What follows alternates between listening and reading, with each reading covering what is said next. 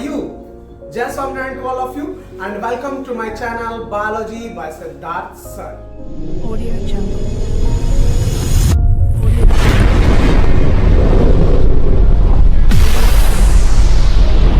Today I teach chapter 1, The Living World.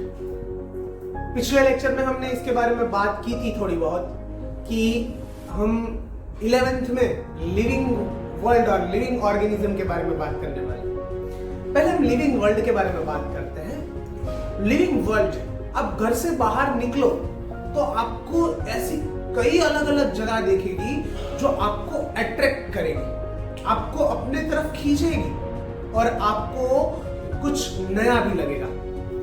हमारा world इतना खूबसूरत है कि उसे देखना भी लोग बहुत पसंद करते हैं, बराबर। जैसे कि डेसिडियस फॉरेस्ट है, ओशियन है, हम बात करें कि फ्रेश वाटर लेक है, बराबर। देन वो सारी चीजें हमें पसंद आती है, तो वो नेचुरली बनी हुई चीज है। तो ये इस तरह से पूरा लिविंग वर्ल्ड बना है।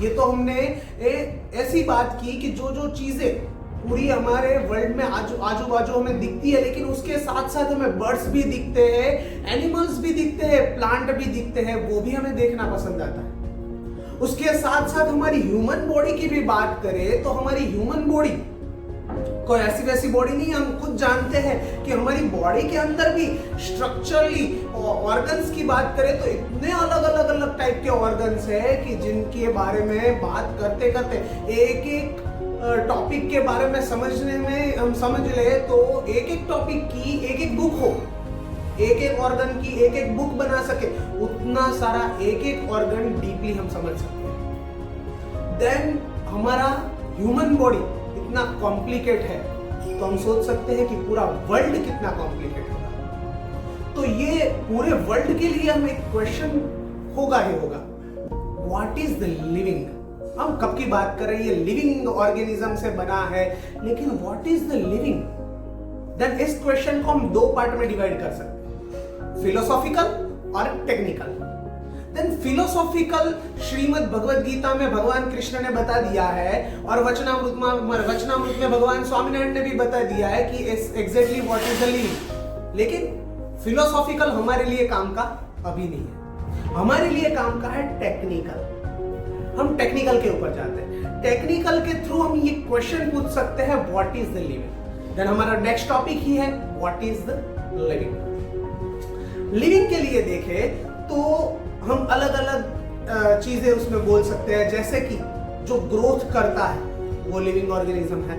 हम ऐसा बोल सकते हैं कि जो रिप्रोडक्शन करता है वो लिविंग ऑर्गेनिज्म है। जो मेटाबॉलिक प्रोसेस कर सकता है वो लिविंग ऑर्गेनिज्म है। जो सेल्फ कॉन्शियस है वो लिविंग ऑर्गेनिज्म है। लेकिन एग्जैक्टली लिविंग ऑर्गेनिज्म को बताने के लिए कौन सी चीज एग्जैक्ट वर्क करती है, तो इन सबको हम डीपली समझेंगे तो हमें प्रॉपर्ली समझ में आएगा कि एग्जैक्टली किसके थ्रू हम समझ सकते हैं कि ये लिविंग ऑर्गेनिज्म है या ये नॉन लिविंग ऑर्गेनिज्म है।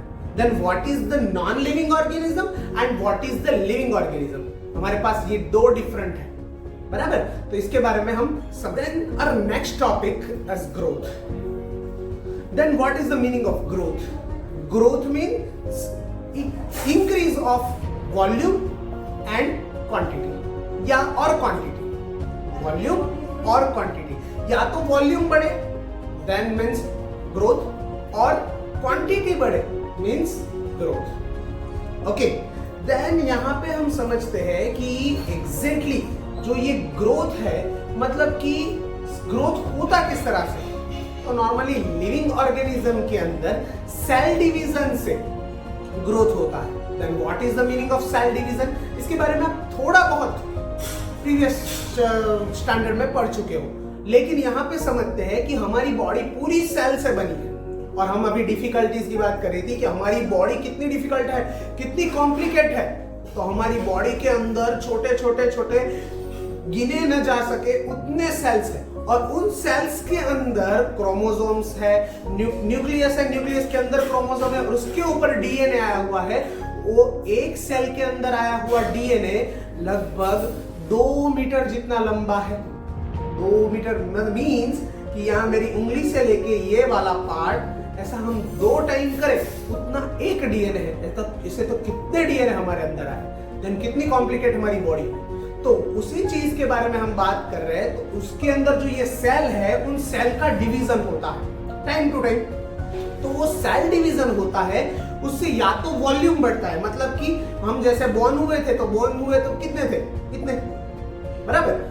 देन उसके बाद हम धीरे धीरे बढ़ते गए। जैसे ही हमारी एज बढ़ती गई, हमारी साइज बढ़ती गई। लेकिन आप देख सकते हो कि आपके घर में आपके पापा, आपके मम्मी, आपके बड़े भाई, एल्डर ब्रदर या एल्डर सिस्टर हो, देन उनके अंदर क्या होता है, उनके अंदर नॉर्मली आप जब देखोगे तो कोई एक एज के ऊपर आके वो उनका ग्रोथ स्टॉप हो जाता है, उनका ग्रोथ आगे बढ़ता नहीं है।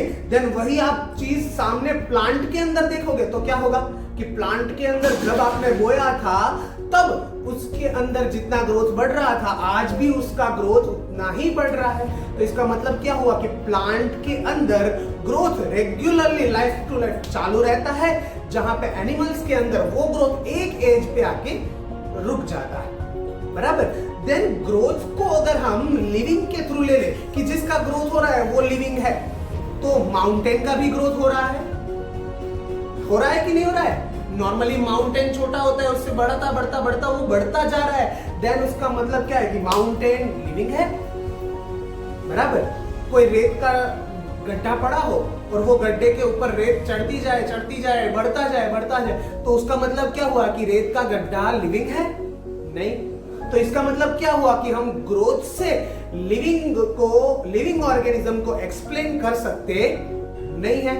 तो हम नेक्स्ट के ऊपर जाते, reproduction in living organism means formation of new individual from their parents. मतलब अपने पेरेंट्स से अपने ही जैसा नया ऑर्गेनिज्म बनना, उसे बोला जाता है रिप्रोडक्शन। देन रिप्रोडक्शन को हम प्रॉपरली समझते हैं तो रिप्रोडक्शन हमें लगता है कि लिविंग ऑर्गेनिज्म में ही नॉर्मली होता है, लेकिन रिप्रोडक्शन की भी अलग अलग थिंक है। हम ह्यूमन रिप्रोडक्शन करके अपने जैसा ही एक बच्चा देते हैं, बराबर। देन वही थिंक अगर फंगी के अंदर देखें तो फंगी के अंदर क्या होता है कि वो असेक्सुअल स्पोर देते हैं और छोटे स्पोर, कई मल्टीपल स्पोर बनते हैं और उसमें से नया ऑर्गेनिज्म बनता है। ओके। देन हाइड्रा की बात करें तो उनके अंदर क्या होता है, उनके अंदर बर्डिंग्स होती है, मतलब कि उनके अंदर छोटी सी बर्ड्स निकलती है और वो बर्ड्स में से नया ऑर्गेनिज्म निकलता है, मतलब बर्डिंग। उसी तरह से देखें तो हर एक का अलग अलग एग्जांपल है। जैसे कि फंगी के अंदर फ्रेगमेंटेशन भी होता है। फ्रेगमेंटेशन मतलब कि अलग से कोई पार्ट ऑर्गेनिज्म का फ्रेगमेंट हो जाता है, अलग भाग हो जाता है, पार्ट हो जाता है और उसमें से नया ऑर्गेनिज्म बनता है। ओके। रीजनरेशन भी एक पार्ट है। रीजनरेशन में क्या है कि छोटे छोटे टुकड़े, कोई एनिमल है या तो प्लांट है, उसमें से कोई छोटा पार्ट अलग हो जाता है और वही छोटा पार्ट अलग हुआ पार्ट वो नए से फिर से ऑर्गेनिज्म बनाएगा, न्यू ऑर्गेनिज्म बनाएगा। That's called reproduction. Okay. Then हमें यहाँ पे लगता है कि रिप्रोडक्शन मींस लिविंग ऑर्गेनिज्म। ये भी गलत है, बिकॉज द रीजन म्यूल, फिर हम गिने तो हमारे ही अंदर ह्यूमन हो, लेकिन ह्यूमन कैसा ह्यूमन, देन उनके अंदर नॉर्मली जो ये सेक्सुअल रिप्रोडक्शन करने के लिए कैपेबल ना हो, ऐसे ह्यूमन, बराबर, जिसे बोला जाता है अनफर्टाइल ह्यूमन। उनके अंदर भी नॉर्मली रिप्रोडक्शन हो सकता नहीं है। तो इसका मतलब क्या हुआ कि वो नॉन लिविंग है? नहीं, वो भी लिविंग है। तो इसका मतलब ये हुआ कि हम रिप्रोडक्शन से भी हम एक्सप्लेन नहीं कर पाएंगे कि कौन लिविंग है और कौन नॉन लिविंग है। ये दो चीज समझे कि ग्रोथ और रिप्रोडक्शन। लेकिन यूनिसेल्युलर आल्गी ले ले या तो अमीबा ले ले या तो दूसरे को यूनिसेल्युलर एनिमल ले या तो प्लांट ले, उनके अंदर ग्रोथ और रिप्रोडक्शन दोनों सेम ही है। बिकॉज द रीजन कि उनके अंदर होता क्या है कि नॉर्मली प्लांट के अंदर या तो एनिमल के अंदर यूनिसेल्युलर होगा, सेल डिवीजन होके नया सेल बनेगा, मतलब नया सेल मतलब नया ऑर्गेनिज्म, मतलब ग्रोथ भी हुआ, रिप्रोडक्शन भी हुआ। ओके। देन उनके अंदर ये दोनों सेम है। नेक्स्ट टॉपिक हम जाते हैं मेटाबॉलिक रिएक्शन के ऊपर। मेटाबॉलिक रिएक्शन की बात करें तो हमारी बॉडी के अंदर या तो कोई भी लिविंग ऑर्गेनिज्म हो, उनकी बॉडी के अंदर कई अलग अलग टाइप के केमिकल्स प्रोड्यूस होते हैं और केमिकलाइज प्रोसेस अलग अलग होती है, और वो केमिकलाइज प्रोसेस को हम बोल सकते हैं मेटाबॉलिक रिएक्शन। ये मेटाबॉलिक रिएक्शन मींस क्या कि जितनी हमारी बॉडी के अंदर केमिकलाइज रिएक्शन होती है, हमारी बॉडी ऐसा नहीं, कोई भी लिविंग ऑर्गेनिज्म हो उनके अंदर जितनी भी रिएक्शन होती है वो सारी रिएक्शन को हम प्लस करें, सभी रिएक्शन को एक साथ में ले, उसे बोला जाता है मेटाबॉलिक रिएक्शन। असल में मेटाबॉलिक रिएक्शन मींस क्या होता है, anabolic plus catabolic is equal to metabolic. मतलब कि हम अपने अंदर कुछ रिजर्व करें, एनर्जी को रिजर्व करें और हम एनर्जी यूज करें, इन दोनों को मिक्सअप करके बोला जाता है टोटली मेटाबॉलिक रिएक्शन। लेकिन वही रिएक्शन बाहर टेस्ट ट्यूब में भी हो सकती है, टेस्ट ट्यूब में भी हम केमिकल मिक्स करके वहां पे भी प्रोसेस कर सकते हैं। तो इसका मतलब क्या हुआ कि टेस्ट ट्यूब लिविंग है या नॉन लिविंग है। तो इसके हिसाब से हम ये भी बोल सकते हैं कि मेटाबॉलिक रिएक्शन से भी हम प्रूव नहीं कर सकते कि नॉन लिविंग कौन है और लिविंग कौन है। अब लास्ट टॉपिक लेते हैं, कौन सा, सेल्फ कॉन्शियसनेस। तो सेल्फ कॉन्शियसनेस की बात करें तो वो सिर्फ लिविंग ऑर्गेनिज्म में ही हो सकता है, बिकॉज कि नॉर्मली किसी में भी देखो तो कोई भी लिविंग ऑर्गेनिज्म हो, छोटे से लेके बड़े तक, प्रोकैरियोटिक्स से लेके यूकैरियोटिक्स तक, मतलब कि नॉर्मल ऑर्गेनिज्म से लेके हाईली कॉम्प्लिकेटेड ऑर्गेनिज्म तक कोई भी हो, सभी हमारे एटमॉस्फेयर को फील करता है और एटमॉस्फेयर को रिस्पॉन्ड करता है, वो सीजन को रिस्पॉन्ड करता है। देन लिविंग ऑर्गेनिज्म है, वो सीजन को रिस्पॉन्स करता ही है। तो इसके ऊपर से हम प्रूव कर सकते हैं, प्लांट हो कि एनिमल हो, कोई भी हो, फंगी हो, बैक्टीरिया हो, वायरस हो, कोई भी हो, वो एटमॉस्फेयर को रिस्पॉन्ड करता ही है। फिर वो टेम्परेचर हो या तो वाटर हो, कोई भी चीज हो, उसे वो फील करता ही है। देन सेल्फ कॉन्शियसनेस हम बोल सकते हैं कि उससे लिविंग ऑर्गेनिज्म को हम पहचान पाएंगे, उसकी एक डेफिनेशन बना पाएंगे। देन वो क्या है, सेल्फ कॉन्शियसनेस। सेल्फ कॉन्शियसनेस से हम ये प्रूव कर सकते हैं कि कौन लिविंग है, कौन नॉन लिविंग है। तो इतना फिक्स हुआ कि किससे हम एग्जैक्टली प्रूव कर सकते हैं कि what is the living, then वो है सेल्फ कॉन्शियसनेस। तो इसका मतलब ऐसा नहीं है कि ग्रोथ नहीं है, रिप्रोडक्शन नहीं है, मेटाबॉलिक रिएक्शन नहीं है, वो है लेकिन कंप्लीटली नहीं। कंप्लीटली हम बोल सकते हैं कि सेल्फ कॉन्शियसनेस से हम कंफर्म फिक्स कर सकते हैं कि कौन लिविंग है, कौन नॉन लिविंग है।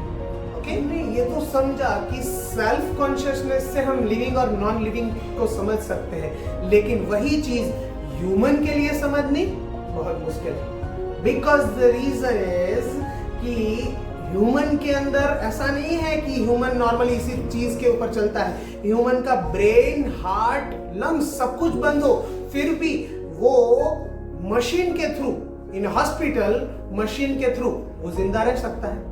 और वो चीज आपने नॉर्मली देखी भी है। और पहले साइंटिस्ट ने ये फिक्स किया था कि भाई ये ब्रेन डेड मींस कि ह्यूमन डेड। लेकिन हमारे दिल्ली में अक्षरधाम है, वहां पे एक इंसान है जो 5 साल से ब्रेन डेड से जी रहा है। देन मींस क्या कि ब्रेन डेड मतलब ह्यूमन डेड नहीं है, ब्रेन डेड के बाद भी ह्यूमन जिंदा रह सकता है। देन इसके थिंग से हम ये प्रूव कर सकते हैं कि ह्यूमन के लिए ये पॉसिबिलिटी अलग है, बराबर। फिर भी हमारे अंदर अलग अलग कई टाइप की डाइवर्सिटी है, बराबर। इसके लिए हम इसको प्रॉपर्ली समझ लेके नेक्स्ट लेक्चर देखेंगे।